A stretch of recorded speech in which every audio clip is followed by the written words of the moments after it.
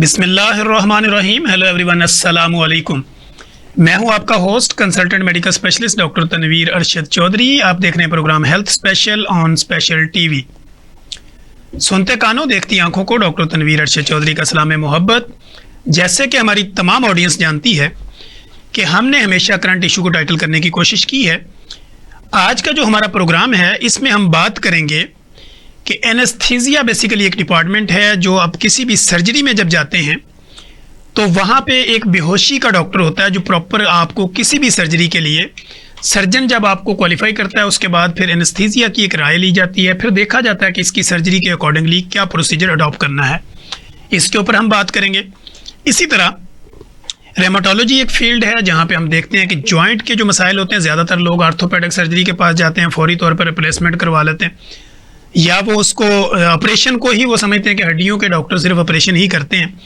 इन सारे मामलात पर भी आज हम बात करेंगे कि आपके जॉइंट के अंदर अगर कोई सोजिश है, जॉइंट में पेन रहता है, या जॉइंट का कोई पोस्टर अगर चेंज हुआ है, या वहाँ पे दर्द रहने की वजूहात क्या होती है, दर्द को मेडिसिन से कैसे मैनेज किया जा सकता है, कब सर्जरी की ज़रूरत पड़ती है और कब जो है वो हम उसको दवाइयों से ही मैनेज कर सकते हैं, और जॉइंट ख़राब होने की वजूहात क्या होती है, आपका लाइफस्टाइल कैसे चेंज किया जा सकता है। इन सारे मामलात पर आज हम अपने इस प्रोग्राम हेल्थ स्पेशल में गुफ्तगू करेंगे। मेरे साथ स्टूडियो में जिन मोस्ट पॉपुलर, मोस्ट एक्सपीरियंस और मोस्ट फेमस शख्सियात को मैंने दावत दे रखी है वो मेरे स्टूडियो में मौजूद हैं। सबसे पहले डॉक्टर ज़ैनब यूनुस जो कि कंसल्टेंट एनेस्थीसिया स्पेशलिस्ट हैं, जिनको हम ये कहते हैं कि वो नशे के डॉक्टर होते हैं, यानी आम जुबान में लेमैन की बात अगर हम करें तो वो एनेस्थीसिया को उनको समझाने के लिए कि आपके ऑपरेशन की प्रिपरेशन, फिर उसके मुताबिक आपकी सर्जरी को किस तरह करना होता है, एनेस्थीसिया का उसमें क्या रोल होता है। डॉक्टर साहब, वेलकम टू द शो।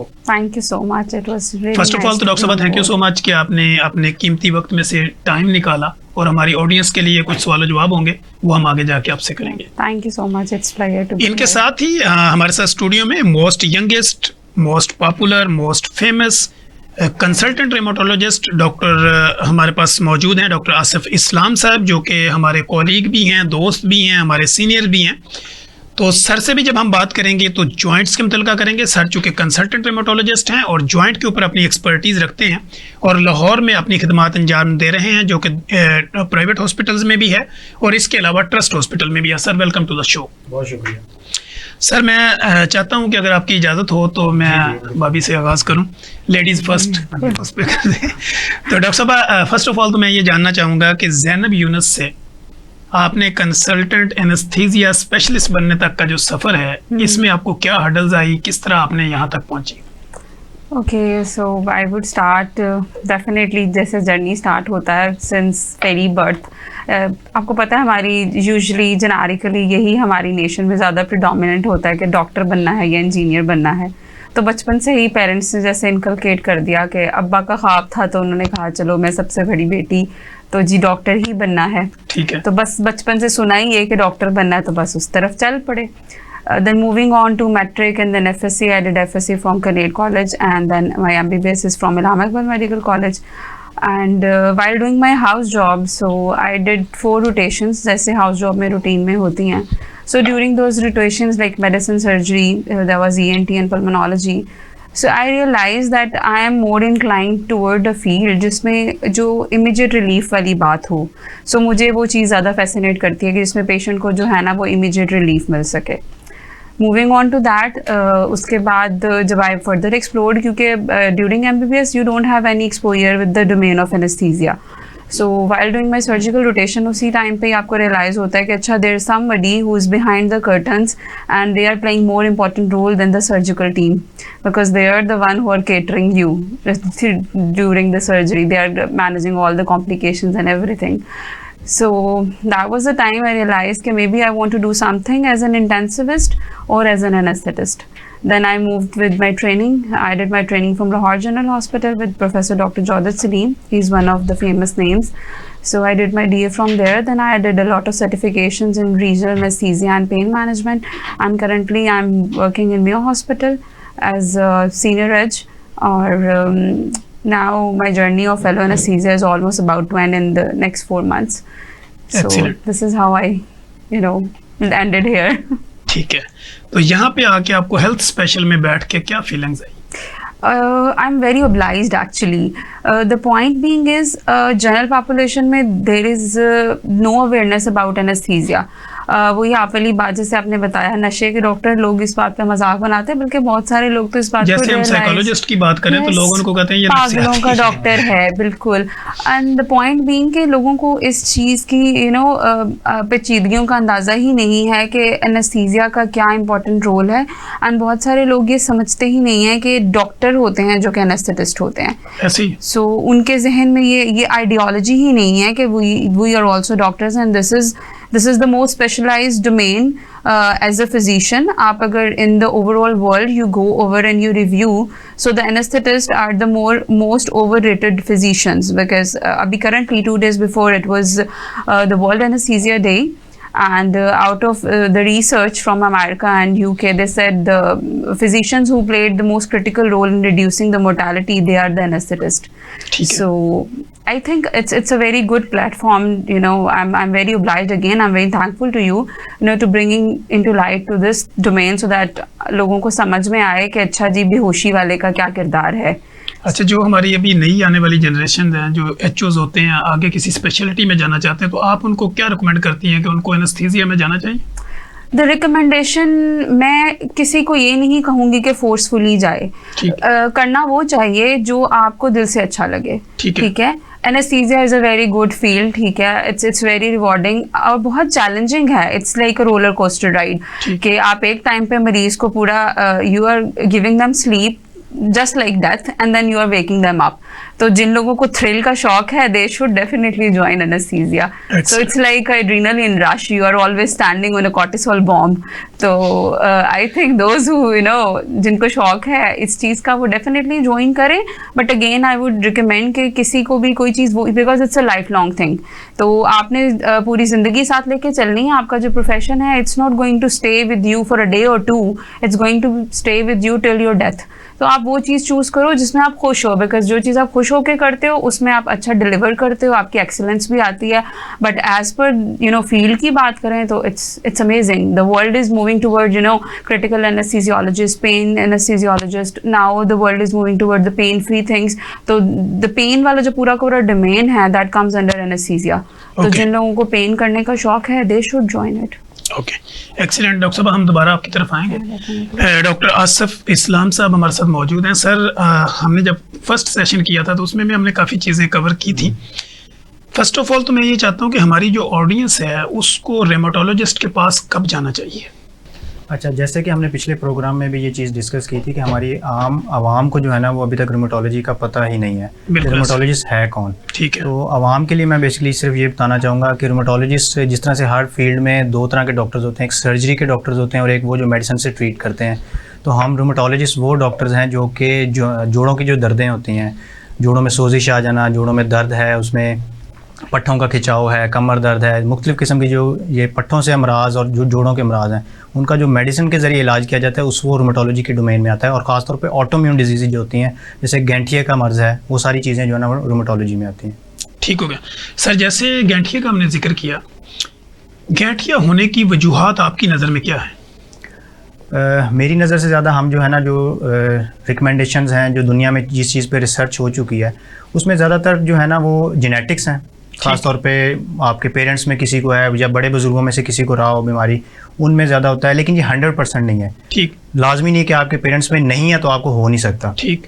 इस पे रिसर्च चल रही है क्योंकि इसमें बाकी इन्वायरमेंटल फैक्टर्स का भी रोल आता है. ठीक. उसमें इन्वायरमेंटल फैक्टर्स में कुछ इन्फेक्शंस हैं, कुछ बैक्टीरिया हैं जिस पे बहुत ज़्यादा रिसर्च हो चुकी है. कुछ बैक्टीरिया है कि जो किसकी इन्फेक्शन हो जाए, पेट ख़राब हो गया, कुछ छाती की इन्फेक्शन हुई, गला ख़राब हुआ, उसके बाद जो है ना ये आर्थराइटिस हो जाता है. उसके अलावा जो है ना कुछ वैक्सीन हैं. अक्सर ये कोविड की जब वैक्सीन हुई थी उसके बाद बहुत ज़्यादा ये एक सर्ज आई थी, बहुत ज़्यादा चीज़ें बढ़ गई थी ये.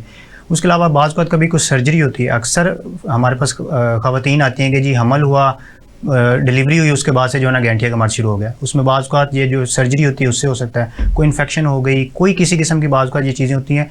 दुनिया में एक चीज़ रिसर्च ये भी चली कि जितने डेवलप कंट्रीज़ हैं ना, उनमें ये गैंठिया का मर्ज़ ज़्यादा है एज़ कम्पेयर टू पाकिस्तान. जिसमें उनका है कि मे भी ये इंडस्ट्रियल वेस्ट है ना, इसका भी कुछ ना कुछ रोल है, जिस पे अभी तक कोई ऑथेंटिक स्टडीज़ नहीं है, लेकिन ये एनवायरमेंटल फैक्टर्स से भी ट्रिगर होता है.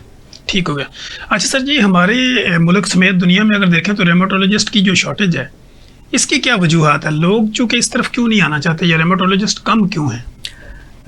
रूमेटोलॉजी में फील्ड में लोग आना कम नहीं चाहते, लोग अभी आ रहे हैं। हमारा बेसिकली प्रॉब्लम ये था कि पाकिस्तान में ये डोमेन बहुत लेट आई है, दुनिया में भी बहुत वैसे लेट आई, बहुत इमर्जिंग फील्ड है, अभी नई नई डेवलप हुई है। पाकिस्तान में ये तकरीबन 2004-05 के बाद जाके स्टार्ट हुई, उससे पहले हमारे पास मुश्किल से कुछ 4-5 रूमेटोलॉजिस्ट थे। अब काफ़ी ज़्यादा रूमेटोलॉजिस्ट आ रहे हैं, लेकिन ज़ाहिर है हमारी आवाम में जितनी ज़्यादा हमारी आबादी हो चुकी है उसके हिसाब से रूमेटोलॉजिस्ट कम है। पूरे मुल्क में तकरीबन 120 या 125 के करीब है टोटल रूमेटोलॉजिस्ट। इसलिए वो लोगों को हम किसी की सिफारिश भी करें तो उनको नंबर नहीं मिलता। उनमें से भी ज़्यादा जो है वो लाहौर, कराची, इस्लामाबाद जो मेन हब है, हमारे सेंटर्स हैं, वहाँ पे ज़्यादा डॉक्टर्स मिलते हैं। बाकी छोटे मोटे जो हमारे कस्बे हैं, देहात हैं, वहाँ पे तो बिल्कुल है ही नहीं लोगों को अवेयरनेस। अभी तो लाहौर में जो है ना लोगों को इतनी अवेयरनेस नहीं आ रही, लोगों को ये नहीं पता चला रूमेटोलॉजिस्ट के पास जाना है, उनको ये नहीं पता कि हमारे नज़दीक में कोई रूमेटोलॉजिस्ट बैठता भी है। तो ये फील्ड अभी आहिस्ता आहिस्ता डेवलप हो रही है, लोगों को अवेयरनेस हो रही है। और ये आपके प्रोग्राम की बदौलत हम आवाम के लिए बताना चाहते हैं कि रूमेटोलॉजी ये डोमेन है जिसमें आपको अगर कोई ऐसी चीज़ें होती हैं जो हम आगे डिस्कस करेंगे तो आपको रूमेटोलॉजी वालों से डिस्कस करना होता है ये चीज़ें। ठीक हो गया जी डॉक्टर ज़ैनब, अभी तो हमने पहले तो स्टार्ट लिया आपसे, तो अब हम ये जो पेशेंट होते हैं ना उनके बारे में जानना चाहते हैं, क्योंकि being a clinician practitioner daily basis पे मैं भी सैकड़ों मरीजों का मुआयना करता हूँ, आप लोगों की नज़र से भी लोग गुजरते होंगे। पेशेंट की एक कंप्लेन ये होती है कि सी सेक्शन में करवाया, डॉक्टर ने मैंने जरा बेहोशी का टीका लाया, उसके बाद मेरी कमर में दर्द नहीं जाती, तो क्या उस टीके का कमर दर्द के साथ कोई लिंक है? नहीं, बिल्कुल भी नहीं। ये बिल्कुल एक मिथ है जिसको शदीद तरीके से तोड़ने की ज़रूरत है। ठीक है। मैं यहाँ पे ये बताना चाहूँगी कि जो हम लोग कमर में जो इंजेक्शन लगाते हैं उसके लिए जो हम सुई इस्तेमाल करते हैं, वो सुई आपकी जो है वो जो ब्रानुला लगता है लोगों को, बहुत सारे लोगों को ज़िंदगी में एक आधी बारी ज़रूर आईवी ब्रानुला लगा होगा, उसमें जो सबसे छोटा साइज़ होता है उसके साइज़ से भी छोटी वो होती है। दैट्स ओनली 27 mm की, 27 mm की वो नीडल होती है। अब आप मुझे ये बताएं कि उस बारीक सी सुई ने जिसने सिर्फ हल्का सा टिश्यू को पिर्स करना है, गुजरना है उसमें से और वापस आ जाना है, वो क्या डैमेज कर सकती है? एक सिंपल लॉजिक से एक्सप्लेन करने की बात है। मेरे जो पेशेंट्स अक्सर मेरे पास जो फीमेल खवातीन मेरे पास आती है सी सेक्शन के लिए, उनका भी और ख़ास तौर पे उनके साथ जो बुजुर्ग खवातीन होती हैं उनका ये ज़रूर इसरार होता है कि नहीं जी हमने कमर में टीका नहीं लगवाना, फ़लाने हमारे जानने वाले ने लगवाया था तो उसके बाद से तो उसकी कमर में दर्द ठीक नहीं। असल में मसला ये है कि हमारी more than 90% population calcium depleted है। ठीक है, हमारी डाइट में, ठीक है, जितनी भी फीमेल्स हैं वो हमल के दौरान जो है ना वो विटामिन मल्टीविटामिन्स लेती हैं, आधा टाइम पता ही नहीं है कि कंसेप्शन हो गई है, कहाँ तक पहुँच गया है, कब गायनेकोलॉजिस्ट को दिखाना है, किस टाइम पे कौन से मल्टीविटामिन। सो ऑलमोस्ट फिर डाइट हमारी जिस तरह की है उसकी वजह से एवरीबडी इज़ डेफिशिएंट। तो बहुत ज़्यादा जो फीमेल्स हैं वो ऑस्टियोपोरोटिक होती हैं, ठीक है। फिर उसके बाद हमारे पोस्चर्स के बहुत ज़्यादा प्रॉब्लम्स हैं कि हम एबनॉर्मल पोस्चर्स में काम कर रहे होते हैं, सिटिंग पोस्चर्स हमारे ठीक नहीं हैं, काम जैसे वर्किंग वुमेन है वो ऑफिस में काम कर रही हैं तो बैठने का तरीका ठीक नहीं है उनका, या घर पे भी काम कर रही हैं तो उल्टे सीधे बच्चे को उठाया किसी भी पोस्चर में, तो more than 95% of the time वो जो पेन, जो कमर दर्द होती है वो उस इंजेक्शन की वजह से नहीं होती है। ठीक है, एक तो जो बात है जो हम इंजेक्शन लगाते हैं वो सिर्फ 2 मिल मतलब मैंने बताया 27 mm की नीडल होती है, दूसरा जो हम उसके अंदर दवाई लगाते हैं वो सिर्फ और सिर्फ 1.5 ml दवाई होती है। मुझे खुद बताएं कि 1.5 ml की दवाई और एक 27 mm की सुई आपकी कमर का क्या बिगाड़ सकती है? अच्छा, यहाँ पे एक सवाल ये भी पैदा होता है कि एक तो कंसल्टेंट एनेस्थीसिया अगर कोई स्पेशलिस्ट प्रॉपर बंदा लगाएगा तो वो एक अलग प्रोसीजर है, लेकिन अगर छोटे मोटे सेटअप पे कि जी रूरल एरिया में चले जाएं तो वहाँ पे टेक्नीशियंस या डिस्पेंसर खुद ही वो इंजेक्ट कर देते हैं, तो क्या इसका भी कोई इफेक्ट हो सकता है? This is a malpractice, ठीक है, दैट नीड्स टू बी, मतलब उसको बहुत, मतलब इसके ऊपर जो है ना प्रॉपर लीगल काम होना चाहिए, मतलब इसके ऊपर लीगैलिटीज। बिल्कुल, आप बिल्कुल ठीक कह रहे हैं, बिकॉज जैसे अभी डॉक्टर साहब ने बताया जिस तरह से रिमेटोलॉजिस्ट की शॉर्टेज है इस तरह से एनेस्थीसियोलॉजिस्ट की भी शॉर्टेज है। उसी शॉर्टेज को कम करने के लिए गवर्नमेंट ने बीच में जो है वो कुछ प्रोग्राम्स इंट्रोड्यूस किए, लोगों को ट्रेनिंग में लाने के लिए, फैसिनेट करने के लिए, काफ़ी सारे लेवल्स के ऊपर काम हुआ, बट स्टिल हमारे पास बहुत ज़्यादा शॉर्टेज है। तो इवन न्यू हॉस्पिटल में हमारे पास 55 सीटें खाली पड़ी हुई हैं एनेस्थीसिया की। लोग इसका मतलब है कि लोग जो नए ज्वाइन करें वो एनेस्थीसिया में जाना चाहिए। हाँ बिल्कुल, ताकि job availability, that's a point, वो है अच्छी बात। अच्छा, जो आपने बात की कि जाहिर सी बात है एक लेमैन लगाएगा उसके लगाने का तरीका क्या है, वो किस तरह इंजेक्शन लगाएगा। आप एक दाई से या आपस से इंजेक्शन, फिजियोलॉजी उसने पढ़ी नहीं, उसको बॉडी ऑर्गन का आइडिया नहीं है, उसको पता ही नहीं है कि वो अगर स्पाइन में जा रहा है तो उसने नीडल को कितने प्रेशर से लेके जाना है, या अगर इंजेक्शन, मतलब हर चीज के पीछे पूरी साइंस है कि अगर आपने 1.5 ml का इंजेक्शन लगाना है, उसकी स्पीड है कि आपने इतनी स्पीड से लगाना है, इतने टाइम में जाना चाहिए हर चीज का। फिर आपने उसके फौरन बाद मरीज का पोस्चर क्या बनाना है, आपने उसको लेटाना किस तरीके से, आपने टेबल की पोजीशन क्या रखनी है, तो हर चीज के पीछे पूरी एक साइंस मौजूद है। और एक बंदा जिसको वो पूरी चीज पता ही नहीं है, उसको सिर्फ ये लगता है, जैसे आपको पता है हमारे मुल्क में बहुत सारी चीजें मैल प्रैक्टिस हो रही हैं, जिस तरह से ये अताइयों का काम चलता है, हर चीज हमारे मुल्क में। फिर एक अताइयों के बाद एक कैटेगरी वो जो दाम दरूद वाली है वो भी है, फिर उसके बाद कहीं डॉक्टर्स आते हैं और सारी चीज आते हैं। हम तो सबसे एंड पे आते हैं ना, जब सारा काम खत्म हो जाता है फिर उस वक्त डॉक्टर के पास पहुंचते हैं हम लोग। तो वो जाहिर सी बात है, उसके लिए गवर्नमेंट को भी काम करने की जरूरत है, हमें एज ए डॉक्टर अपने लेवल पे भी जहाँ जहाँ हमारे साथ लोग मौजूद हैं, काम कर रहे हैं, हमें इस चीज़ को ब्रेक करने की ज़रूरत है। क्योंकि प्रॉब्लम ये है कि जब शॉर्टेज है तो समहाउ आपको अपने साथ जो लोग मौजूद हैं, आपको किसी न किसी तरह उनसे काम निकलवाने के लिए अपने साथ इन्वॉल्व करना पड़ता है।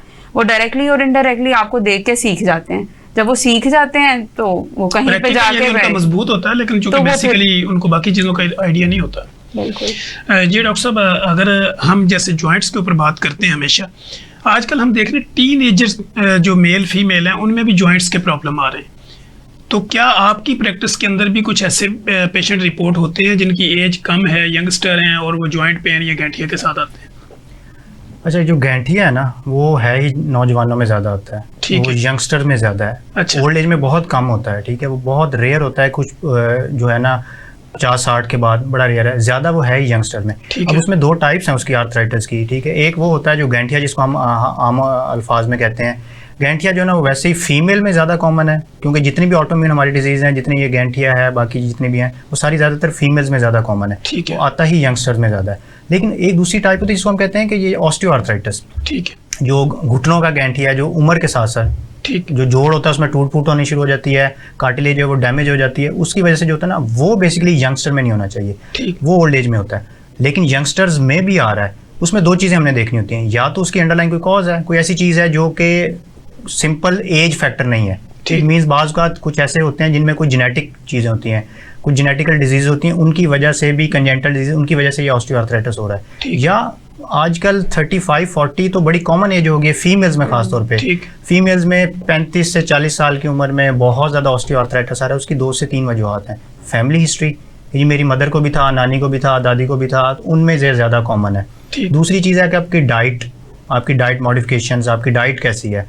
बिल्कुल कैल्शियम हम लेते नहीं हैं, ठीक है। हम मोस्टली टाइम जो मैं अपने पेशेंट से पूछता हूँ कि कैल्शियम क्यों नहीं लेते, वो कहते हैं दूध खालिश नहीं मिलता, जो मिल रहा है उसको तो पी लें, एटलीस्ट खालिश तो बहुत कुछ चीज़ें नहीं मिलती। तो वो दूध पीने का ये मसला ये है, ठीक है। दूध जी, चाय पी लेते हैं हम उसकी जगह, चाहे हम चाय पी लेते हैं तो वो दूध में कंसिडर हो जाता है। तो हमारी डाइट बहुत ज़्यादा उसमें डेफिशिएंट है कैल्शियम के साथ। दूसरा उसके अंदर फैक्टर है कि हमारा वेट, आप जब भी देखेंगे जो ऑस्टियोआर्थराइटिस है वो वेट के साथ है। ओबीज पेशेंट है, यंगस्टर में भी अगर आपको मिलेगा ऑस्टियोआर्थराइटिस, उसमें जरूर वेट ज्यादा है, उनका बीएमआई। हम पेशेंट को यही कहते हैं कि आप अपना वेट ना कैलकुलेट करें, आप अपना बीएमआई जो कैलकुलेट करते हैं हाइट और एज के साथ, सॉरी उसके साथ वेट के साथ। तो जिसका बीएमआई 24-25 से ज्यादा को, उसमें जरूर कहीं ना कहीं जो है ना वो ऑस्टियोआर्थराइटिस जरूर मिलेगा। ठीक है। अच्छा, ऑस्टियोआर्थराइटिस की जो हम इन्वेस्टिगेशन करते हैं वो थ्रू एक्सरे है, सीटी है, स्कैन है, या लैब इन्वेस्टिगेशन भी इसमें ज़रूरी होती है? सबसे पहली जो इन्वेस्टिगेशन है ना ऑस्टियोआर्थराइटिस के लिए, वो एक्सरे है। वो आपको मोर देन 70-80% चीज़ें क्लियर कर देता है, ठीक है। कि उसमें आपकी, क्योंकि बेसिकली एक्सरे बोन को बड़ा अच्छा कैप्चर करता है। बोन की जितनी भी चीज़ें होती हैं वो एक्सरे के अंदर हमें ये आइडिया हो जाता है कि ऑस्टियोआर्थराइटिस कौन से ग्रेड का, उसके अंदर कितना वियर एंड टियर हो चुका है, ठीक है। उसके बाद जो बाकी चीज़ें आती हैं उसमें हमें टेस्ट, मैंने आपको बताया, जैसे अगर यंगस्टर में ऑस्टियोआर्थराइटिस आएगा ना, फिर हमें ब्लड टेस्ट जरूर चाहिए होंगे, ठीक है। उसमें फिर हम देखते हैं कि कहीं उसके अंडरलाइन कोई गैंठिया तो नहीं पड़ा, उसकी वजह से ये उसका जॉइंट खराब हो गया है, कोई कंजेनिटल चीज़ें तो नहीं है, कोई आयरन ओवरलोड बात का होता है तो उसमें ये हो जाता है, हीमोक्रोमेटोसिस हम उसको कहते हैं, उसमें अक्सर ये आ जाते हैं। हम उसके लिए टेस्ट करवा लेते हैं। जो एमआरआई है ना वो बहुत रेयरली हम करवाते हैं। एमआरआई बहुत एडवांस स्टेजेस में, या जब हमें कोई चीज़ जो है क्लियर ना हो रही हो तब हम करवाते हैं। अदरवाइज जो ऑस्टियोआर्थराइटिस की ट्रीटमेंट है, जैसे उसमें इंजेक्शन है, कोई उसकी सर्जरी की तरफ लेके जाना, मोस्टली 80-90% हमारे एक्सरे में चीज़ें क्लियर हो चुकी होती हैं, हम उसके ऊपर उसकी ट्रीटमेंट स्टार्ट कर सकते हैं। ठीक हो गया सर। एक आम जो पेशेंट है वो ये समझता है, लोगों के अंदर एक मिथ पाई जाती है कि चाय पीने से भी जोड़ खराब होते हैं, तो इसमें कोई रियलिटी है? उसमें 100% रियलिटी तो नहीं है, लेकिन कैफ़ीन का इंटेक ज़्यादा होगा तो वो ज़रूर करता है। ठीक है, उसमें सिंपल सा है कि 2 से 3 कप से ज़्यादा अगर डेली जो रूटीन में पीते हैं, उनमें ये स्टडीज़ कहती हैं कि जो है ना कैफ़ीन इंटेक ज़्यादा, चाय कॉफ़ी, वो आर्थराइटिस के रिस्क को बढ़ा सकती है। अदरवाइज रूटीन में जो रूटीन की चीज़ है, डेली का 1 कप पी रहे हैं, उसमें कोई बहुत ज़्यादा इसके साथ इतना और सोडियम साइट्रेट या दूध सोडे का जो कॉन्सेप्ट है, इसका भी जॉइंट जितने भी ये जो कोल्ड ड्रिंक्स हैं, ये बेसिकली कैल्शियम डिप्लीट करते हैं बॉडी से। कैल्शियम जो है ना वो बोन से खास तौर पे वो कम करते हैं। तो वो दूध, वो ऐसी चीज़ है ना कि दूध और सोडा बीच में मिला दिया तो ना दूध रहा ना सोडा रहा, वो अजीब सी चीज़ बन गई। सेम ऐसे जैसे अक्सर पेशेंट हमसे कहते हैं कि डॉक्टर साहब मछली खा लें तल के, तो वो मछली का तो मेन मकसद ही ये था कि उसके अंदर अच्छा गुड कोलेस्ट्रॉल है, तो वो तल के खा लेंगे तो वो सारा कुछ मिक्सर हो जाएगा। सेम इसी तरह ये भी है, दूध सोडा हम अवॉइड करवाते हैं पेशेंट को। क्योंकि मेरे क्लिनिकल ट्रायल में पेशेंट अक्सर आके पूछते हैं कि सर दूध सोडे का बेनिफिट क्या? मैं कहता हूँ सिर्फ ठंडा होता है। दूध सोडे का बेनिफिट दूध सोडे वाले को है। आपको कोई बेनिफिट नहीं है। अच्छा डॉक्टर साहब, सी सेक्शन की तो हमने बात कर ली, अगर जॉइंट रिप्लेसमेंट की बात हो या डिफरेंट सर्जरीज के अंदर एनेस्थीसिया का जो रोल होता है वो हर सर्जरी का अलग अलग होता है, या आप लोगों को एक सर्जन बताते हैं कि कितने टाइम के लिए मुझे इस बंदे की सर्जरी करनी है और एनेस्थीसिया जो है वो उतनी देर के लिए देना है? ये पेशेंट टू पेशेंट भी चीज़ वेरी करती है, सर्जरी टू सर्जरी भी वेरी करती है। ठीक है, टाइप ऑफ सर्जरी क्या है, कितनी देर की है, सब चीज़ें। फिर पेशेंट की कंडीशन क्या है, मरीज़ आपका किस हालत में आया है। जैसे हमारे पास जो मरीज़ है उसको कोई ब्लड प्रेशर, शुगर, कोई बीमारी तो नहीं है जिसके लिए वो पहले से दवाइयाँ ले रहा है, दिल का मसला, दमे का मसला, सिगरेट पीता रहा है, उसके फेफड़े ठीक हैं या नहीं हैं। तो एनेस्थीसिया का रोल आप इस तरह से समझ लें जैसे माँ एक बच्चे का सा ख्याल रखती है। बिल्कुल ऐसे तो एनेस्थीसिया का रोल उस तरह से है, बिल्कुल अगर मैं आम सादा जुबान में समझाऊं तो जिस तरह से माँ अपने बच्चे का ख्याल रखती है कि उसने उसको किस टाइम पे खिलाना है, किस टाइम पे कौन सी चीज़ उसको मना करनी है, कौन सी चीज़ उसके लिए बेहतर है, कौन सी चीज़ नहीं है।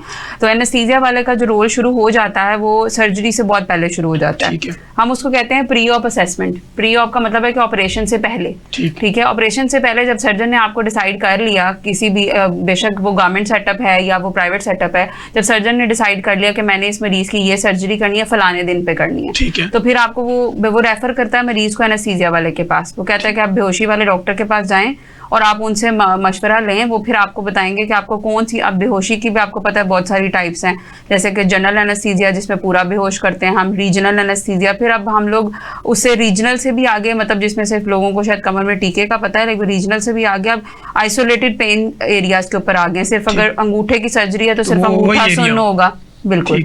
तो फिर वो मरीज हमारे पास आता है। जब वो मरीज हमारे पास आता है फिर हम एक पूरा प्लान, जैसे मैपिंग करनी है, कोई बिल्डिंग खड़ी करनी है, उससे पहले पूरा एक डिस्कशन प्लान होता है मरीज के साथ। हम पूरी चीज़ें देखते हैं, उसकी पहले क्या क्या मसले चल रहे हैं, दवाइयाँ कौन कौन सी चल रही हैं, कौन सी दवाइयाँ उसकी बेहोशी के साथ जो हैं वो इंटरफेयर कर सकती हैं, कौन सी हमने बंद करनी है, कौन सी हमने जारी रखनी है, खाना किस वक्त खाना है, कब बंद करना है, कौन सी, और वो सारी चीज़ें फिर पेशेंट के साथ डिस्कस होकर पूरा एक प्लान बनाया जाता है। जी नाजरीन, कहीं मत जाइएगा, यहीं पे वक्त हुआ एक ब्रेक का, और ब्रेक के बाद जब हम आएंगे तो हम बात करेंगे डॉक्टर साहब से मजीद बातें जानेंगे। और चूंकि हमारे साथ रेमेटोलॉजिस्ट डॉक्टर आसिफ इस्लाम भी मौजूद हैं, तो उनसे भी हम आपके जॉइंट से मुतल्लिका और मजीद गुफ्तगू जारी रखेंगे। वेलकम बैक नाजरीन, जैसे कि आप देख रहे हैं प्रोग्राम के पहले हिस्से में हमने एनेस्थीसिया के ऊपर बात की और इसी तरह रेमेटोलॉजी के अंदर हमने जॉइंट पेन के ऊपर, काजेज ऑफ जॉइंट पेन के ऊपर बात की। अब हम प्रोग्राम के दूसरे हिस्से में आए हैं। ब्रेक के बाद हम कोशिश करेंगे कि हम जो है वो बात ये करें कि वो सवाल और जवाब जो लोग सुनना चाहते हैं या वो नॉलेज लेना चाहते हैं, डिफरेंट तरह की आपको जितनी भी एक्टिविटीज़ होती हैं वो हर तरह के, जैसे कि आजकल AI का दौर है, IT का दौर है, आर्टिफिशियल इंटेलिजेंस है, इंफॉर्मेशन टेक्नोलॉजी है, हर चीज़ आपके लिए अवेलेबल है, आप जहाँ पे लेना चाहें आपको मिल जाती है। लेकिन हम अपने हेल्थ स्पेशल शो के अंदर कोशिश ये करते हैं कि अपने एक्सपर्ट को बुलाते हैं और बेस्ड ऑन साइंस गुफ्तगू करते हैं, ताकि आपकी जितनी भी मिथ्स होती हैं, जितनी भी मिसअंडरस्टैंडिंग होती हैं, कोशिश हम ये करते हैं कि उनको दूर करके आपकी ज़िंदगी में आसानी पैदा करने की कोशिश की जाए। अच्छा डॉक्टर साहब, हम चूँकि जॉइंट के ऊपर ही बात कर रहे हैं, आजकल क्लिनिकल ट्रायल में हम देख रहे हैं कि लोग जो है ना वो शोल्डर पेन के साथ बड़े रिपोर्ट होते हैं, कंधा जाम हो गया, कुछ लोग कहते हैं मेरा कंधा उतर गया, और फिर डिफरेंट किस्म के अताइयों के पास जाते हैं, जैसे डॉक्टर साहब ने जिक्र किया, वो कहते हैं जी 2 दफ़ा घुमाया और कंधा चढ़ गया। इसमें रियलिटी क्या है सर, कंधा उतरने चढ़ने में? अच्छा, कंधा जो जाम होना है वो एक डिफरेंट चीज़ है, और जो डिसलोकेट होना है वो डिफरेंट चीज़ है। अब जो कंधा जाम होना है ना, उसमें सबसे जो बड़ी उसकी वजह है वो है शुगर। शुगर के मरीजों में बड़ा कॉमन ये होता है। ठीक है। ठीक है, और इसलिए जब भी हमारे पास कोई ऐसा मरीज आता है जो कहता है जी कंधा उठाने में मुश्किल हो रही है, बाजू ऊपर नहीं हो रहा, कपड़े बदलने में हमें मुश्किल होती है, फीमेल्स हैं खासतौर पे वो कहते हैं कंघी करने में मुश्किल हो जाती है, ठीक। तो उनमें हम सबसे पहले उनसे जो सवाल पूछते हैं वो यही पूछते हैं कि आपको शुगर तो नहीं है, और अगर शुगर उनको नहीं पता तो हम उसका सबसे पहले शुगर का टेस्ट करवाते हैं या शुगर चेक करवाते हैं। ठीक। उनमें ये बड़ा कॉमन होता है क्योंकि उसमें स्वेलिंग हो जाती है जो अंदर उसके पट्टे होते हैं उनके अंदर, और वो जो कंधा जाम होना है वो ज़्यादातर शुगर की वजह से, या बाज़ के बाद कोई बहुत ज़्यादा ऑड पोस्चर जो हमारे होते हैं, एक्सट्रीम रेंज ऑफ मूवमेंट, या अक्सर सर्जरी के बाद होता है। ठीक। सर्जरी उसके बाद पेशेंट जो है ना अक्सर वो 2-3 हफ्ते जो है ना वो मूवमेंट अपनी नहीं करते, और उसकी वजह से जो कंधा जो है ना वो एक जगह स्टैटिक रह रहा है कि वो उसके ऊपर उसके सोज आ जाती है। या फिर ये होता है कि कभी अक्सर पेशेंट कहते हैं कि हम गिरे थे और उसके बाद से क्योंकि दर्द होती है फिर हमने कहा कि ये इसको ज़रा सहारा दे के रखें, तेल रेस्ट लगा पे लें, रखें, सेक दें, हाँ, सेक दें और इसको रेस्ट पे रखें, तो उनमें ये ज़्यादा चांसेस होते हैं कि उनमें कंधा जाम हो जाए। अब ये जो डिसलोकेट होने वाला है उसमें जो हमारे रोमेटोलॉजी के अंदर है, क्योंकि ज़ाहिर है ये जो कंधा डिसलोकेट होना है ना ये ज़्यादा ऑर्थो में आ जाता है। ठीक है, ये आवाम को पता होना चाहिए। अब यहाँ पे आके हमारी फील्ड जो है ना वो ज़रा अलग अलग होती हैं, क्योंकि ये जो कंधा डिसलोकेट होता है ना वो ज़्यादा ऑर्थो रिलेटेड है, लेकिन उसमें जो हमारा रोमेटोलॉजिकल जो उसमें चीज़ें आती हैं ना उनमें ज़्यादा जो आता है वो है जो हमारे ये कंजेंटल डिजीज होती हैं, ठीक। जिनमें जो बहुत ज़्यादा हाइपर एक्सटेंसिबल जॉइंट्स होते हैं। ठीक है, वो बहुत कंजेंटल्स हैं, वो आम आवाम को बहुत ज़्यादा हमें समझाने की जरूरत नहीं है। उसमें क्या होता है कि क्योंकि उनकी जो एक्सट्रीम, जैसे फॉर एग्जांपल मैं ये कर रहा हूँ, इससे ऊपर मैं अपना कंधा नहीं लेके जा सकता। ठीक। कुछ लोगों में ये टेंडेंसी होती है कि वो अपना जो जॉइंट होता है ना वो बहुत एक्सट्रीम रेंज में मूव कर सकते हैं। ये कंजेंटली होता है, ये नॉर्मल भी हो सकता है। ठीक। उसमें क्या होता है क्योंकि उनको वो पता नहीं चलता तो वो बहुत ज़्यादा एक्सट्रीम रेंज पे मूव करते हैं, तो वहाँ पे उनके बार बार डिसलोकेट होता है और उनका खुद ठीक भी हो जाता है। ठीक। लेकिन अगर ठीक नहीं हुआ तो ये फिर है ऑर्थो रिलेटेड, और जो कंधा चढ़ाने वाला है वो अपने आप को ऑर्थोपेडिक ही कह रहा होता है, वो बेसिकली देसी किस्म का ऑर्थोपेडिक है। ठीक हो गया। अच्छा डॉक्टर साहब, जॉइंट पेन मैनेजमेंट के साथ जिस तरह हम ट्रीटमेंट करते हैं, तो रेमाटोलॉजी में जैसे आप ट्रीटमेंट लिखते हैं तो साथ में फिजियोथेरेपी का रोल भी आपकी फील्ड के साथ अटैच होता है, या वो ज़्यादातर ऑर्थोपेडिक के साथ अटैच? नहीं, दोनों में है। फिजियोथेरेपी का रोल ऑर्थो वालों के साथ भी और हमारे साथ भी, क्योंकि ये दोनों के साथ साइड बाय साइड चल रही है फिजियोथेरेपी। क्योंकि जितने भी जो है ना ये मस्कुलर डिजीज़ हैं, जॉइंट की हैं, मसल डिजीज़ हैं, उनमें और फिजियो के बगैर चीज़ें बहुत ज़्यादा इंप्रूव नहीं होती। मोस्टली पेशेंट है जैसे बैक एक है, ठीक है, ओल्ड एज में आ जाती है, ठीक है, उसमें मसल स्टिफनेस आ जाती है, ठीक है, इसी तरह ये फ्रोजन शोल्डर है, ठीक है, उसमें अगर मेडिसिन से ट्रीट करना तो खाली मेडिसिन इसको क्या करे, मेडिसिन सिर्फ जस्ट ये करिए कि पेन रिलीफ करे, ठीक है, वो सिर्फ आपके ब्रेन को, बॉडी को ये पेन परसीव नहीं होने दे रही कि जी पेन को जो है ना वो ब्रेन को पता ना चले कि जी पेन है, उसको जो सेल्स हैं उनको जो फाइबर्स होते हैं उनको सुला देती है कि जी पेन फील ना हो। अदरवाइज उसको हम सादा लफ्जों में मरीज को कहते हैं भाई आपने कंधा खोलना है, अपना ये जुड़ा हुआ है इसको खोलना है। खोलने के लिए दो ही तरीके हैं, एक या तो वो खुद एक्सरसाइज करेगा जो वो खुद नहीं कर सकता। अक्सर मरीज मेरे से पूछते हैं कि डॉक्टर साहब वो उनकी ऐसे उधर खुल जाना है फिजियो वाले को, सानू आप ही तो 2-4 एक्सरसाइज दस दो, ठीक है जी, मेरी डोमेन में उनको ये समझाता हूँ कि ये मेरी बेसिकली डोमेन ही है, मैं भी आपको 1 या 2 एक्सरसाइज बता सकता हूँ, उससे ज़्यादा मैं भी नहीं समझा सकता, क्योंकि जो इस फील्ड का एक्सपर्ट है ना वो आपको ज़्यादा बेहतर अच्छे तरीके से गाइड करेगा, प्लस वो साथ नोटिस कर रहा होता है कि ये इस एंगल पे सही मूवमेंट कर रहा है, इसको हमने इस एंगल पे रखना है, कितने दिन की हमने प्लान करना है, और उन चीज़ों के साथ है। तो हम मोस्टली जितने जो बैक के कंधे के दर्द, खासतौर पर ये ऑस्टियोआर्थराइटिस है, नेक पेन है, इनमें फिजियो का बड़ा अच्छा रोल होता है। और मैं अपने पेशेंट को हमेशा बार बार ये कहता हूँ कि आप मेडिसिन के साथ साथ फिजियो ज़रूर करवाएं, क्योंकि आपको 50% मेडिसिन ने ठीक करना है और 50% आपको फिजियो ने ठीक करना है। ठीक हो गया जी। डॉक्टर साहब, अगर हम बात ये करें कि कुछ ऐसे कॉम्प्लिकेटेड केस भी होते हैं जिनकी बार बार सर्जरी जो है ना वो रोक दी जाती है, कि इनके सांस का इशू है या कोई ऐसी पिल्स लेते हैं, नींद की दवाइयाँ खाते हैं, एनेस्थीसिया वाले उनको टाइटल कैसे करते हैं? अच्छा, बहुत इम्पोर्टेंट आपने ये बात पूछी है, ठीक है। हमारे पास जो जनरल पॉपुलेशन में लोग आते हैं, अब क्योंकि हमारे यूजुअली रूटीन में आपको पता है हर तीसरे बंदे को डायबिटीज़ या हाइपरटेंशन है, तो हमारे लिए बहुत चैलेंजिंग है। अब हमारे पास कोई भी मरीज़ सिवाय जो यंग एज ग्रुप के लोग हैं वही आते हैं जिनको हमारी ना क्लासिफिकेशन होती है, आम लोगों को तो वो समझ नहीं आएगी, जैसे रिस्क क्लासिफिकेशन हर डोमेन की, हर ग्रुप की होती है, हमारी भी होती है। उसमें हम स्ट्रेटेजाइज करते हैं कि ये वाला पेशेंट इतने रिस्क फैक्टर पे फॉल करता है, उस हिसाब से फिर हम अपना प्लान टेलर करते हैं। जैसे आपने पूछा कि जो इस तरह के पेशेंट्स हमारे पास आ सकते हैं, वी आर वेरी ब्लेस्ड कि एनेस्थीसिया ने इतना एडवांस हो गया, जैसे मैंने आपको बताया जिस हिस्से का ऑपरेशन है सिर्फ उसको सुन कर लिया जाए, तो अल्हम्दुलिल्लाह वी आर लिविंग इन 2024 और with the technology advancement and everything, अब इस तरह के जो पेशेंट्स हमारे पास आते हैं जिनके फेफड़े बिल्कुल ख़राब हुए हैं या एक फेफड़ा जो है वो बिल्कुल ज़ाया हो चुका है या सिंगल किडनी के ऊपर है या हार्ट जो है सिर्फ 20% काम कर रहा है, इजेक्शन फ्रैक्शन जो है उनका कोई पहले दिल का अटैक हुआ है और उसके बाद सिर्फ 20% रह गई है, और उसके बाद क्योंकि देखें सर्जरी एक ऐसी चीज़ है वो कभी कोई एमरजेंसी सिचुएशन भी हो सकती है, ठीक है। इट्स नॉट लाइक जैसे आपने बताया कि ज्वाइंट रिप्लेसमेंट है कुछ, ये वो चीज़ें हैं जो कि आप प्लान करके डिसाइड करके अच्छा पेशेंट की मर्जी है वो भी करवाना चाहता है या नहीं करवाना चाहता, बट कुछ सर्जरीज ऐसी हैं जैसे पेंडेक्टमी है, जैसे इन आंतड़ियों में कोई सोजिश आ गई है या खुदा ना ख्वास्ता कोई कैंसर है, इस तरह की सर्जरीज हैं जिनमें हम रिफ्यूज़ नहीं कर सकते, जिनमें आपने उस मरीज़ को आप बेहोशी देंगे, उसकी जान बचाने के लिए आपने बेहोशी भी देनी और आपने ऑपरेशन भी करना है, और उसके साथ अगर उसको ये ढेर सारे मसाइल हैं तो उस हिसाब से फिर आपने अपना बेहोशी का प्लान भी बना। तो अल्हम्दुलिल्लाह अब हमारे पास रीजनल में पेरिफेरल पेन ब्लॉक्स हैं, ठीक है, आइसोलेटेड पेन ब्लॉक्स हैं, और बहुत ज़्यादा मतलब हमारे पास अब जनरल एनेस्थीसिया को बाईपास करने के अलावा और उसके अलावा ड्रग्स, बहुत ज़्यादा दवाइयों में इतनी एडवांसमेंट हो चुकी हुई है, बहुत सारी वो दवाइयाँ आ गई हैं जो कि दिमाग पर इस तरह से असर नहीं करती, दिल पर उस तरह से असर नहीं करती, तो फिर जो इस तरह के मरीज़ होते हैं हम फिर उनका पूरा वो बहुत चैलेंजिंग होता है हमारे लिए, क्योंकि हमने हर फिजियोलॉजी को साथ लेके चलना है, जो सर्जरी के चैलेंजेस हैं उसको भी लेके चलना है, और मरीज़ को हमने through out the surgery safe लेके उसको वापस उसके घर तक भी सही सलामत पहुंचाना है। सिर्फ ऐसा ही नहीं कि वो सिर्फ सर्जरी हो जाए, बिकॉज सर्जरी तो सर्जन कर लेगा पर जब तक मरीज होश में नहीं आएगा वो सर्जरी की कामयाबी कंसीडर ही नहीं होगी। ठीक है ना। एनेस्थीसिया का रोल यानी ऑपरेशन थिएटर से निकल के जब तक पेशेंट रिकवरी में नहीं प्रॉपर जाता, बिल्कुल, तब तक वो एंगेज रहती है। यस, अब क्योंकि एनेस्थीसिया का बहुत इंपॉर्टेंट जो कंपोनेंट है दैट इज पेन मैनेजमेंट, तो जैसे जॉइंट रिप्लेसमेंट्स है, मेजर कैंसर सर्जरीज है, जितनी भी इस तरह की सर्जरीज है उनके अंदर अब हम लोग पेन का जो प्लान होता है वो एनेस्थीसिया की तरफ से ही होता है। बाद में ऑपरेशन थिएटर से बाहर निकल के भी मरीज के अगले 24 घंटे से लेकर 48 घंटे में जो दर्द कंट्रोल करनी है जो ऑपरेशन के फौरन बाद होती है, या सी सेक्शन में भी मरीज को जैसे होश आता है या जो सुन किया होता है नीचे वाला हिस्सा, जब वो वापस अपनी सेंसेस में आना शुरू होता है तो दर्द होती है, उस दर्द को कंट्रोल करने के लिए फिर इंजेक्शंस भी हैं, फिर लोकल ब्लॉक्स भी हैं, बहुत सारी चीज़ें हैं।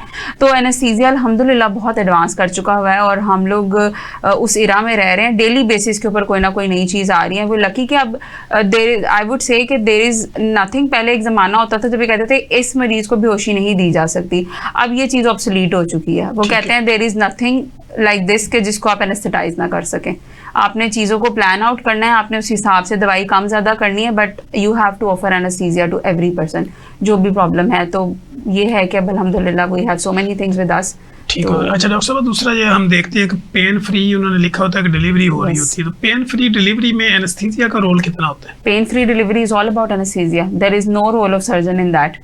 ठीक है, उसमें टोटली एनेस्थेटिस्ट का रोल है, उसने आपकी पेन ब्लॉक करनी है। ठीक है, आपने सुना है जैसे आप लोगों ने कमर में टीका सुना है, इसी तरह से कमर में एक कैथेटर डालते हैं, उसको एपिड्यूरल कहते हैं। अभी काफ़ी जगहों पर अब तो आप लोगों को भी पता है, काफ़ी सारी खवातीन आती हैं वो खुद कहती हैं मैंने एपिड्यूरल लगवाना है, लेबर एपिड्यूरल, तो उसको हम लेबर एपिड्यूरल कहते हैं। वो एक तरह से बारीक सा कैथेटर होता है जो हम कमर में रख देते हैं सुई के जरिए ही, जैसे हम सी सेक्शन के लिए लगाते हैं उसी तरह से, और उसके थ्रू हम एक दवाई देते हैं और उस दवाई की मिकदार हम कंट्रोल करते हैं। जैसे जैसे पेशेंट की पेन की इंटेंसिटी कम या ज़्यादा होती है, हमने उसके साथ एक कंट्रोल सिरिंज पंप लगाया होता है, उस हिसाब से हम दवाई कितनी चाहिए। लेकिन हर मरीज का पेन थ्रेशोल्ड भी डिफरेंट है, मेरा और आपका पेन थ्रेशोल्ड सेम नहीं है, हो सकता है मेरी बर्दाश्त ज़्यादा हो आपकी कम हो, फिर उस हिसाब से हर मरीज के हिसाब से फिर आपको दवाई कम ज़्यादा करके, तो वो जो पेनलेस डिलीवरी है आप बिलीव नहीं करेंगे कि आप सबको ये बात आम नोमेनक्लेचर में सबको ही पता है कि एक खातून को जिस वक्त डिलीवरी होती है उस वक्त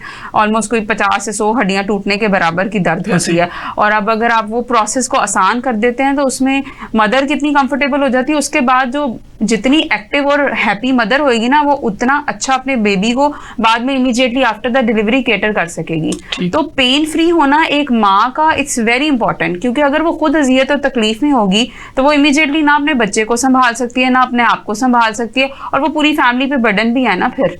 तो वो पेन फ्री जो हमने किया है, जो एनेस्थीसिया ने पेन फ्री वर्ल्ड क्रिएट करने की हम कोशिश कर रहे हैं, उसका फ़ायदा ना सिर्फ उस एक औरत को हो रहा है जो कि माँ बन रही है, उसके बच्चे को हो रहा है, उसकी पूरी फैमिली को हो रहा है। बिकॉज अदरवाइज अगर वो 10 दिन के लिए बिस्तर पे पड़ गई है, जैसे कि पहले होता था कि ऑपरेशन हुआ, बड़ा ऑपरेशन होया, 40 दिन के लिए बिस्तर से नहीं उठना। अब आप देखते हैं कि हम सी सेक्शन करते हैं, शाम को हम मरीज को चला रहे होते हैं और अगले दिन अब हम डिस्चार्ज कर देते हैं. जी, ठीक सो हो this is the wonder of anaesthesia. जी डॉक्टर साहबा तो एनेस्थीसिया को बड़े अच्छे तरीके से कवर कर रही हैं कि उसके क्या बेनिफिट्स हैं. अच्छा सर, सी सेक्शन में जो लो बैक पेन होता है, तो रेमाटोलॉजी में उस पेन को हम कैसे टाइटल करेंगे? जैसे पहले डॉक्टर साहिबा ने एक बात की थी कि हमारे जो फीमेल्स में खासतौर पे ये सेक्शन के बाद पेन्स होती है ना, उनमें थोड़ा बहुत रोल उसकी जो एनाटमी डिस्टर्ब होती है उसके साथ थोड़ा बहुत उसका रोल होता है, क्योंकि वो लिगामेंट्स बड़े लूज होते हैं और बोन्स उसके ऊपर एक थोड़ा बहुत उसकी एक फ्रैक्शन ऑफ जो है ना पेन होती है. लेकिन जो ज़्यादा पेन है ना वो वही सेम दोबारा बात वहीं पे आ जाती है, वो कैल्शियम और विटामिन डी डेफिशिएंसीज है. मेन जो पेन्स होती है ना यंग फीमेल्स में है, क्योंकि यंग फीमेल में जब भी बैक एक और इस तरह की चीज़ आएगी तो मोस्टली ज़्यादातर हम क्या करते हैं कि हमें ये ज़्यादा होता है कि कैल्शियम या विटामिन डी डेफिशिएंसी. हमने पहले इसमें उसको सर ये भी तो हो सकता है ना कि 80% जो फीमेल है वो तकरीबन अपना जो आयरन डेफिशिएंट है. आयरन डेफिशिएंसी उसमें भी है. सिर्फ एक चीज़ जो हमारे रोमेटोलॉजी में सबसे कंसर्निंग बात है ना वो ये होती है कि यंग जो फीमेल्स या मेल्स, ज़्यादातर फीमेल्स में उनमें अगर बैक एक आ गई, और वो भी ख़ास तौर पे मैं अपने नाजरीन के लिए बताना चाहूँगा कि अगर ख़ास तौर पे अगर आपको लगता है कि आपको सुबह उठ के पेन ज़्यादा होती है, क्योंकि मोस्टली जो कमर की दर्द होती है वो होता है कि काम किया तो उससे ज़्यादा हो गई है, ठीक है, या शाम तक जो है ना काम शाम घर का करने के बाद आपको लगता है कि दर्द ज़्यादा हुई है और उसके बाद लेटते हैं रेस्ट करते हैं तो बेहतर होती है. लेकिन एक पेन होती है इसके बिल्कुल अपोजिट होती है कि मरीज़ आके कहता है कि मैं जब तक चलता फिरता रहूँ या चलती फिरती रहूँ तब तक मुझे दर्द कमर की बिल्कुल फील भी नहीं होती, लेकिन जैसे ही मैं जो है ना वो सुबह के टाइम उठता हूँ या लेट जाता हूँ या लेटती हूँ और उसके बाद जब मैं उठता हूँ ना तो उस टाइम मेरी कमर शदीद दर्द कर रही होती है, बिल्कुल अकड़ी होती है, मेरे से झुका नहीं जा रहा होता. सुबह के टाइम ज़्यादा होती है, रात को करवट लेने में मुश्किल होती है. ये जो पेन होते हैं ना ये बेसिकली सेम, इसको हम कहते हैं कि मोरों का गैंठिया, कमर का जो गैंठिया होता है ये उसके फीचर्स हो सकते हैं. ये हमें ज़रूर उसमें रूल आउट करना होता है. अगर ये चीज़ें हमें पेशेंट में नहीं मिलती तो हम ज़्यादातर ये कंसिडर कर रहे होते हैं कि ये मोस्ट लाइकली जो है ना कैल्शियम या विटामिन डी डेफिशिएंसी या वो पोस्चर रिलेटेड चेंजेस हैं, और उसमें फिजियो और इससे बड़ी चीज़ें बेहतर हो जाती हैं. ठीक हो गया.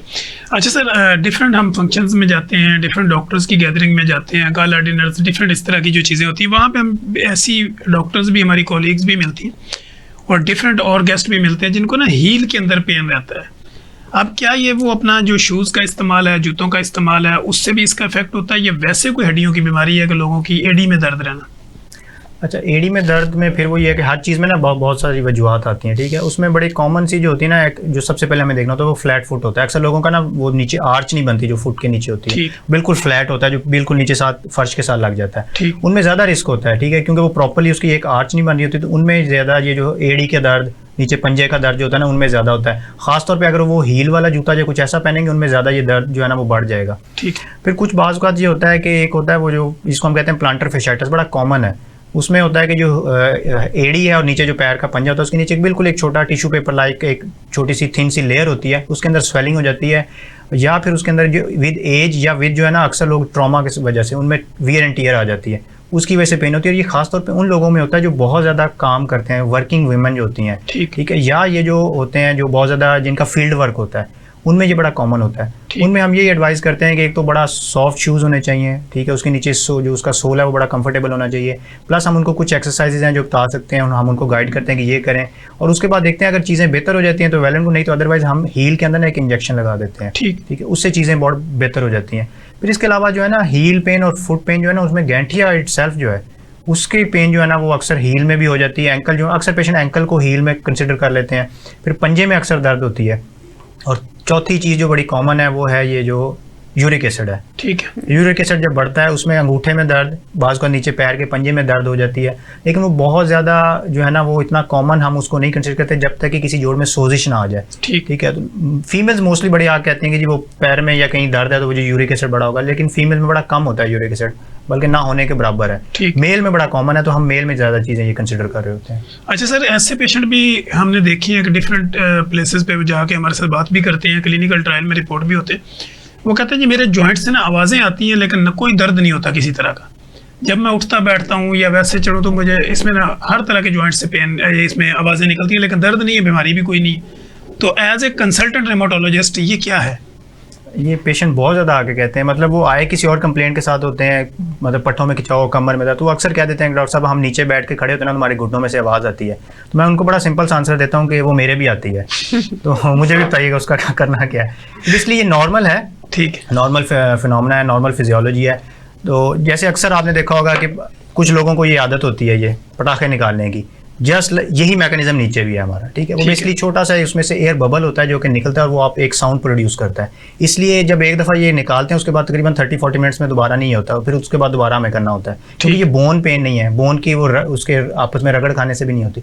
ये नॉर्मली है। बहुत ज़्यादा हर चीज़ जो है ना वो एक हद से ज़्यादा जब बढ़ती है तो वो नुकसानदेह है, लेकिन ये अगर ये रूटीन में आम लोगों के अक्सर किसी को आता रहता है उसमें कुछ नहीं होता। हाँ, अगर जोड़ों में दर्दें साथ शुरू हो जाएं फिर हम उनको कहते हैं कि ये फिर कंसिडर करने वाली चीज़ है, अदरवाइज नहीं है। दूसरा, फिर इसी चीज़ हमारी एक डिस्कशन स्टार्ट हुई है तो अक्सर लोग हमसे पूछते हैं कि डॉक्टर साहब ये जो हम अक्सर करते रहते हैं इससे हमारे जोड़ों में तो नहीं होगा।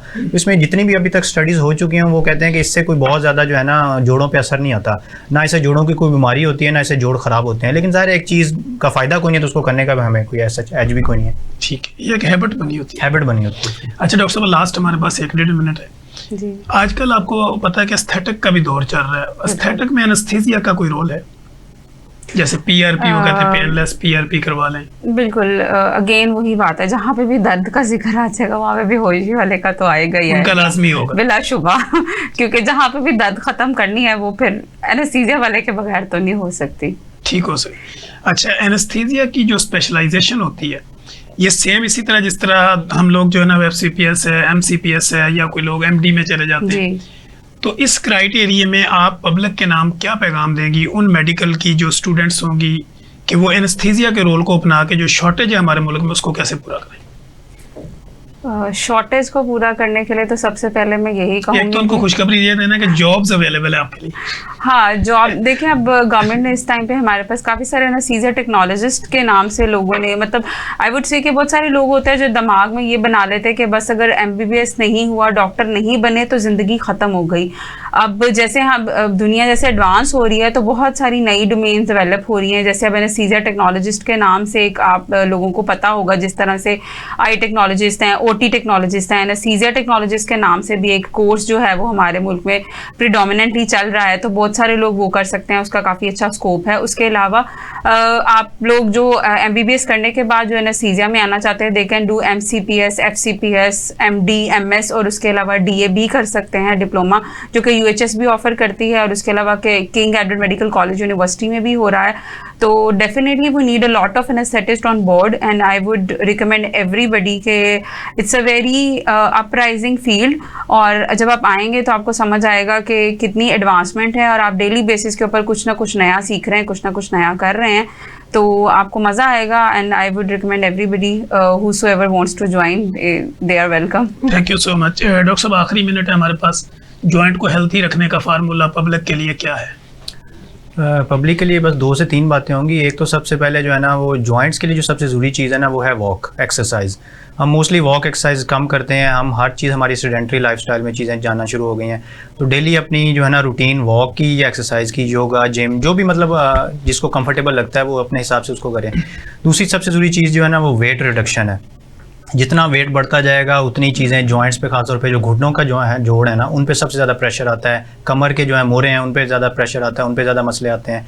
तो मैं हमेशा पेशेंट्स को यही कहता हूँ कि एक तो वेट रिडक्शन अपनी करनी है, फिर डाइट जो है ना हमारी मॉडिफाई होनी चाहिए, क्योंकि हमारा बहुत ज़्यादा आजकल जो मेजर पोर्शन है वो जंक फूड पे आ गया। हम ज़्यादातर बर्गर, पास्ता, शास्ता, इस तरह की जो चीज़ें हैं, जितनी मैदे से बनी हुई चीज़ें ना वो हम खा रहे होते हैं, जो कि ज़्यादातर हमारे कार्ब्स फॉर्म में है और वो वज़न बढ़ा रही होती हैं। इसके अलावा जो है ना वो अपनी अननेसेसरी, एक जो मैं हमेशा अपने पेशेंट्स को कहता हूँ कि गैर ज़रूरी एक तो नेट से पढ़ के या इधर उधर से सुना के जो है ना वो मेडिकेशन ना लिया करें, क्योंकि जोड़ जो है ना वो कभी देखे बगैर नहीं आइडिया होता कि वो किस तरह का है। मोस्टली पेशेंट जो है ना वो ये पूछ रहे होते हैं कि अच्छा जी हमें ये हुआ है, तो काइंडली उस पर ना मैसेज पे या फ़ोन पे बता दें चीज़ें। जो जोड़ है ना वो एक दफ़ा जब तक उसका मुआयना ना हो तब तक वो चीज़ें क्लियर नहीं होती। ठीक, thank you so much doctor Zainab. Take home message देना सिर्फ। बात ख़त्म करने से पहले मैं सिर्फ आम लोगों को ये कहना चाहूँगी कि जिस तरह से आप सर्जरी के लिए सर्जन को ढूंढते हैं और जाके मार्केट में सर्च करते हैं कि आपको अच्छा सर्जन मिले, तो जहाँ पे भी आप सर्जरी करवाने जाएं उससे एक दफ़ा ये ज़रूर पूछिए कि आपको बेहोशी देने वाला कौन है। जी डॉक्टर साहब, thank you so much. Doctor Zainab Yunus हमारे साथ मौजूद थी, डॉक्टर आसिफ इस्लाम साहब हमारे साथ मौजूद थे।